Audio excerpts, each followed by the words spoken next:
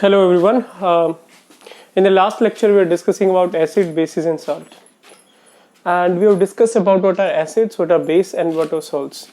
So today we will discuss further, that is a reaction of acids with metals or reaction of bases with metals. Okay. So acid और base की जो different type of reactions हैं वो हमने पढ़नी है प्यारे बच्चों. अभी हम पढ़ेंगे कि reaction of acid what? Reaction of acid with metal. So what happen, होता क्या है जिस टाइम एसिड रिएक्ट करता है मेटल के साथ.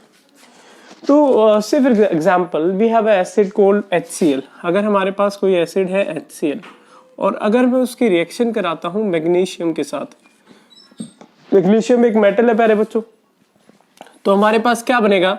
हमारे पास बनेगा MgCl2 प्लस हाइड्रोजन गैस. क्या बनेगा अभी? MgCl2 plus hydrogen gas will release. Okay, so this particular reaction is the reaction of acids with metal. अभी इस particular reaction में हमें कैसे पता चला कि हाइड्रोजन गैस रिवॉल्व हो रही है? What we will do, हम एक बहुत ही सिंपल एक्सपेरिमेंट करते हैं. अगर हमारे पास क्या है, एक पर्टिकुलर आपके पास एक वेसल या फिर एक बीकर है, उस बीकर के अंदर आप लोगों ने क्या करा? आप लोगों ने मिक्स करा किसको? एसिड और मेटल को. ठीक है, और उनको मिक्स करने से आपके पास एक गैस रिलीज हुई और उस गैस को आप लोगों ने कलेक्ट करा एक ट्यूब के थ्रू, और कलेक्ट करके आप उसके पास क्या लेके आए? एक बर्निंग कैंडल लेके आए भी. और अगर मैं एक बर्निंग कैंडल लेके आता हूं तो ये पॉप साउंड के साथ बर्न होती है. अगर ये पॉप साउंड के साथ बर्न होती है, दैट मीन्स ये कौन सी गैस है? जो गैस पॉप साउंड के साथ बर्न होती है वो गैस कौन सी है अभी? हाइड्रोजन गैस है. तो ऐसे हम हाइड्रोजन गैस को डिटेक्ट कर सकते हैं जो गैस हमारे पास reaction of acid with metal में प्रोड्यूस हुई है. ऑन द सेम लाइंस अगर मैं बेस की बात करूं, से फॉर एग्जांपल हमारे पास एक बेस है सोडियम हाइड्रोक्साइड, और उसकी रिएक्शन कराता हूं मैं किसके साथ? उसकी रिएक्शन हम कराते हैं with a metal cold zinc. ठीक है, तो हमारे पास क्या बनता है प्यारे बच्चों? सेम लाइंस पे अगर मैं बेस की रिएक्शन मेटल के साथ कराता हूं, जैसे कि मैंने एसिड की रिएक्शन मेटल के साथ कराई थी, हमारे पास क्या बनेगा? हमारे पास बनेगा Na2ZnO2, सोडियम जिंकेट बोलते हैं इसे, प्लस हमारे पास क्या रिलीज होगा? हाइड्रोजन गैस रिलीज होगी. तो दोनों ही केसेस में अगर मैं बात करूं एसिड की रिएक्शन की मेटल के साथ, या फिर अगर मैं बात करूं बेस की रिएक्शन की मेटल के साथ, तो दोनों ही केस में हमारे पास क्या बनता है? हाइड्रोजन गैस रिलीज होती है. So this is a reaction of acid और बेस विद मेटल. हम लोग इस पर्टिकुलर रिएक्शन को डिटेक्ट कर सकते हैं just by collecting the hydrogen gas and burning candle उसके पास लेके आते हैं. तो हमारे पास पॉप साउंड के साथ जो गैस बर्न होती है वो कौन सी गैस होती है? अभी हाइड्रोजन गैस होती है. ठीक है, अब जो नेक्स्ट टॉपिक है हमारे पास प्यारे बच्चों वो है reaction of metal carbonates. Metal carbonates का reaction.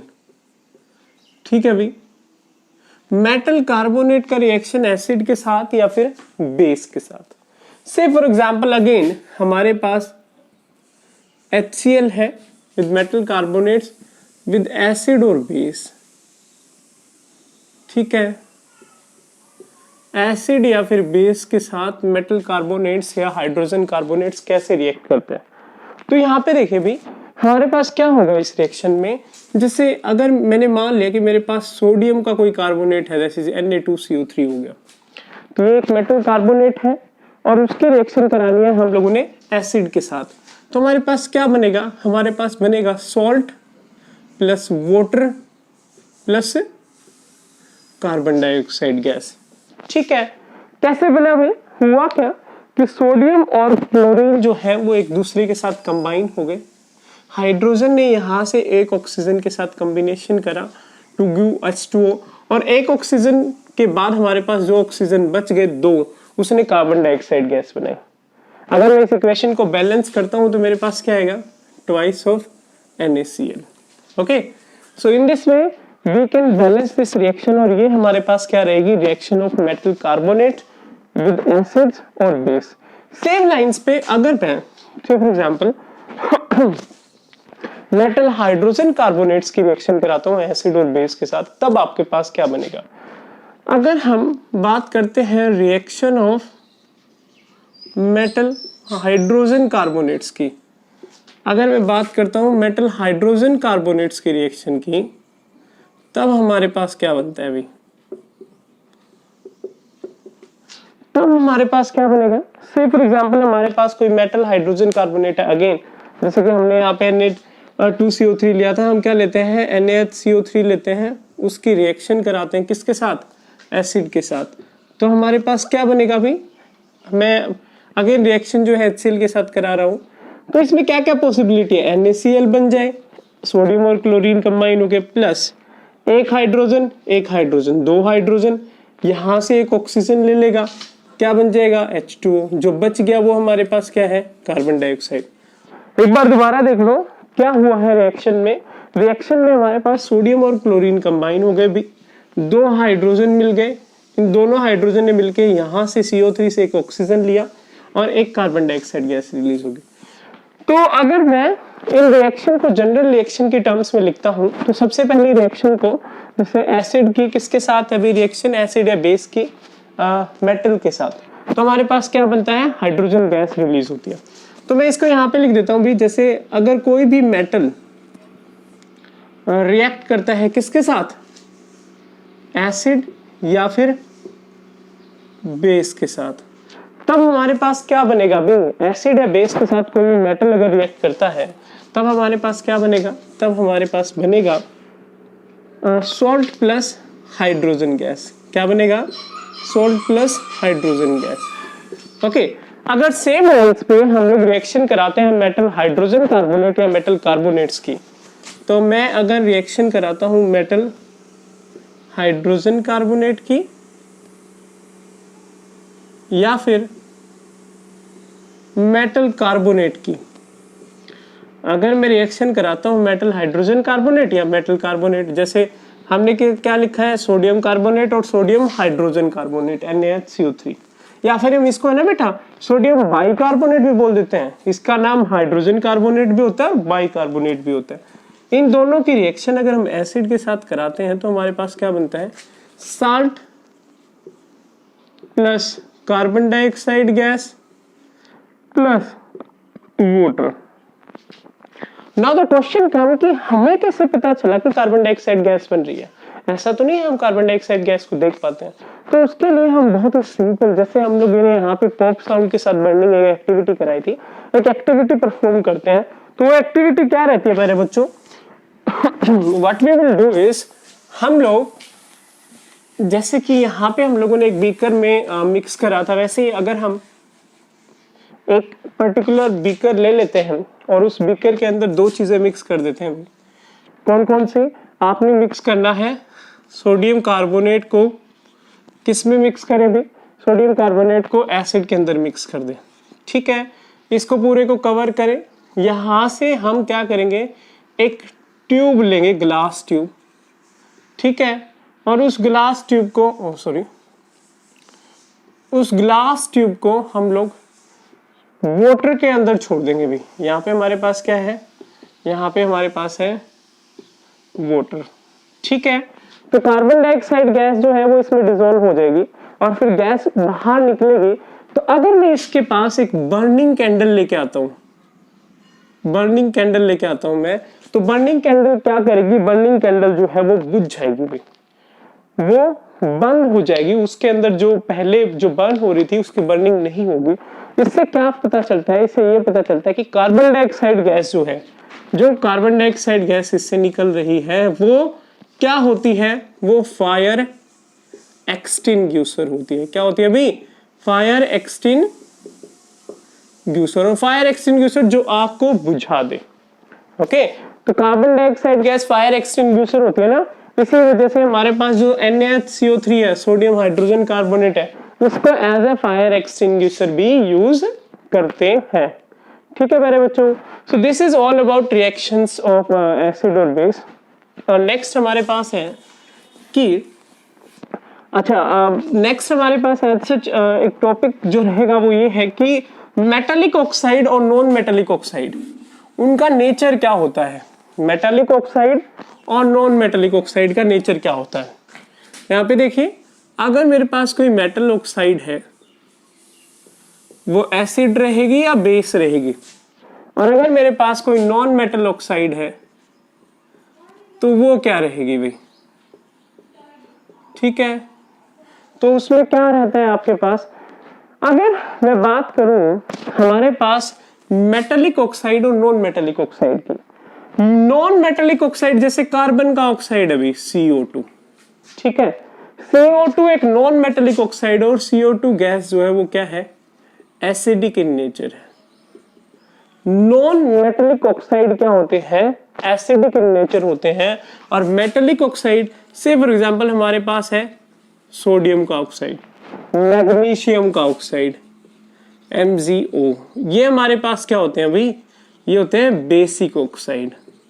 Okay, metallic oxide are basic in nature, non metallic oxide are acidic in nature. इसीलिए ये एसिड होते हैं, इसीलिए किसके साथ रिएक्ट कर जाते हैं भाई? ये बेस के साथ रिएक्ट कर जाते हैं। तो ये बेस के साथ रिएक्ट कर जाता है और ये किसके साथ रिएक्ट कर जाता है? एसिड के साथ रिएक्ट कर जाता है। तो इन दैट केस आपके पास, जैसे अगर मैं नॉन मेटालिक ऑक्साइड की बात करूं, कार्बन डाइऑक्साइड गैस की, आप लोगों को याद हो हम लोगों ने कार्बन डाइऑक्साइड गैस को लाइम वाटर से पास कर अगर हम करते हैं तो लाइम वाटर क्या हो जाता है? मिल्की हो जाता है। लास्ट चैप्टर में पढ़ा था। लाइम वाटर क्या होता है भाई? किससे बनता है? याद है आप लोगों को? लाइम वाटर क्या होता है? लाइम वाटर हमारे पास क्विक लाइम, क्विक लाइम किस में यूज होता है? व्हाइट वॉशिंग में। क्विक लाइम के अंदर वाटर मिला दे, क्या बन जाएगा? Calcium hydroxide. अब कैल्शियम हाइड्रोक्साइड के अंदर हम क्या मिला रहे हैं? ये हो गया हमारे पास क्या है भाई? ये लाइम वाटर है, ठीक है। और ये हमारे पास क्या होता है? ये होता है क्विक लाइम। क्या होता है अभी? Quick lime. लाइम वाटर की रिएक्शन अगर मैं कार्बन डाइऑक्साइड के साथ कराऊं तो मेरे पास क्या बनेगा? Calcium carbonate plus water. मतलब क्या है?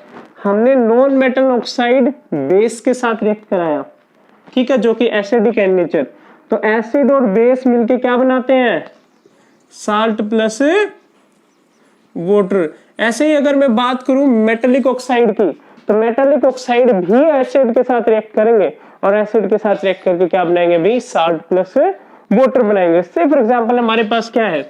MgO है। MgO क्या है? मेटालिक ऑक्साइड है। किसके साथ रिएक्शन कराना है? HCl के साथ। क्या बनेगा? MgCl2 magnesium chloride plus H2O। ये हमारे पास क्या है? Salt plus water. So the reaction of non-metallic oxide with carbon dioxide, non-metallic oxide with base और metallic oxide with acid, हमारे पास salt and water बनता है, ठीक है।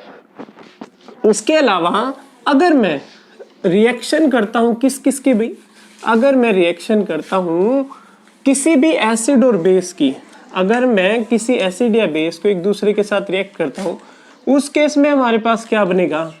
उस केस में भी हमारे पास क्या बनता है अभी? उस केस में भी हमारे पास जो रिएक्शन है वो क्या होती है? Neutralization reaction. अब बारी आती है न्यूट्रलाइजेशन। ये रिएक्शन भी न्यूट्रलाइजेशन रिएक्शन है अभी। न्यूट्रलाइजेशन रिएक्शन क्या होती है? न्यूट्रलाइजेशन रिएक्शन एक स्पेशल टाइप की रिएक्शन होती है अभी, जिस रिएक्शन में हमारे पास क्या होता है? एसिड और बेस एक दूसरे के साथ रिएक्ट करते हैं। न्यूट्रलाइजेशन रिएक्शन में क्या होता है? एसिड और बेस एक दूसरे के साथ रिएक्ट करते हैं और एसिड और बेस एक दूसरे के साथ रिएक्ट करके क्या बनाते हैं? Salt plus water. आप लोगों को याद हो NaOH प्लस HCl, इन दोनों का रिएक्शन कराया, क्या बन गया? NaCl plus water. तो एस बेस में एसिड मिलाते हैं, क्या बनता है भाई? Salt plus water. तो ये हमारे पास कैसे टाइप की रिएक्शन है? ये न्यूट्रलाइजेशन रिएक्शन है। अच्छा, मैंने आप लोगों को इस रिएक्शन का टाइप भी बताया था। ये इसको न्यूट्रलाइजेशन बोलते हैं। इसमें एक्सचेंज ऑफ आयंस हो रहा है अभी। ये इस तरफ आ रहा है, ये इस तरफ जा रहा है, ठीक है, एक्सचेंज ऑफ आयन हो रहा है। अब जहां पे एक्सचेंज ऑफ आयन हो रहा है वो कैसी रिएक्शन होती है? वो होती है डबल डिस्प्लेसमेंट रिएक्शन। कौन सी रिएक्शन होती है अभी? Double displacement reaction. Okay, So this reaction is known as neutralization reaction. Okay, so this is all about the type of reaction that we have to discuss. Next हमारे पास रहेगा कि acid और base water के अंदर क्या देते हैं, या फिर एसिड और बेस में क्या कॉमन चीज होती है. ठीक है, तो क्या लगता है आप लोगों को, एसिड वाटर में क्या देगा, बेस वाटर में क्या देगा? What do you think? Acid अगर हमारे पास है तो वो वाटर की प्रेजेंस में क्या देगा भाई? एसिड हमारे पास वाटर की प्रेजेंस में देता है एच आयन. क्या देता है? H ion. तो एसिड और बेस क्या होता है अगर हमारे पास कोई भी एसिड है, जैसे मैं बात करता हूं HCl की, और यहाँ पे हमारे पास है NaOH. इसको अगर मैं वाटर के अंदर डालता हूं तो ये आयनाइज होके क्या देता है भाई? H ion. ये क्या देता है? OH ion. ठीक है, H आयन जो दे वो एसिड है, जो OH आयन दे वो क्या है? बेस है. Okay, now the thing is कि H आयन जो देता है वो एसिड है, OH आयन देता है वो बेस है. होता क्या है, जैसे ही मैं इसे वाटर में डालता हूं, जो H आयन प्रेजेंट है वो H आयन वाटर के साथ रिएक्ट करके और H3O पॉजिटिव बना लेते हैं भाई. क्या बना लेते हैं? H3O positive. और H3O पॉजिटिव क्या होता है प्यारे बच्चों? ये आपके पास होता है हाइड्रोनियम आयन. कौन सा आयन है ये? Hydronium ion. जो हमारे पास H आयन होते हैं वो वाटर के साथ रिएक्ट करके हाइड्रोनियम आयन बना लेते हैं. और OH आयन एज सच रहता है बेस के अंदर. जिस टाइम उसे वाटर में मिलाते हैं तब भी वो एज सच रहता है. अब एसिड या बेस भाई डाइल्यूट हो सकते हैं और कंसंट्रेटेड हो सकते हैं. कंसंट्रेटेड एसिड क्या होता है? कंसंट्रेटेड एसिड क्या होता है? कंसंट्रेटेड एसिड वो एसिड है जो बहुत ज्यादा अमाउंट में क्या दे रहा हो? H आयन प्रोड्यूस करे. जो बहुत ज्यादा H आयन प्रोड्यूस करे वो कैसा एसिड है? कंसंट्रेटेड. और जिसके अंदर H आयन कम हो और पानी ज्यादा हो, वाटर ज्यादा ऐड कर रखा हो, तो वो कैसा एसिड रहेगा? डाइल्यूट एसिड रहेगा. डाइल्यूट एसिड में क्या होता है? H आयन की कंसंट्रेशन जो है वो क्या होती है भाई? कम होती है. H ion concentration is very low. Okay, dilute acid और कंसंट्रेटेड एसिड. ऐसे हमारे पास डाइल्यूट बेस और कंसंट्रेटेड बेस होता है. डाइल्यूट बेस के अंदर OH आयन कम रहेंगे, कंसंट्रेटेड में OH आयन ज्यादा रहेंगे. फर्दर हम लोग डिस्कस करेंगे अबाउट यूनिवर्सल इंडिकेटर. ठीक है, which we will discuss in our next lecture. Thank you students.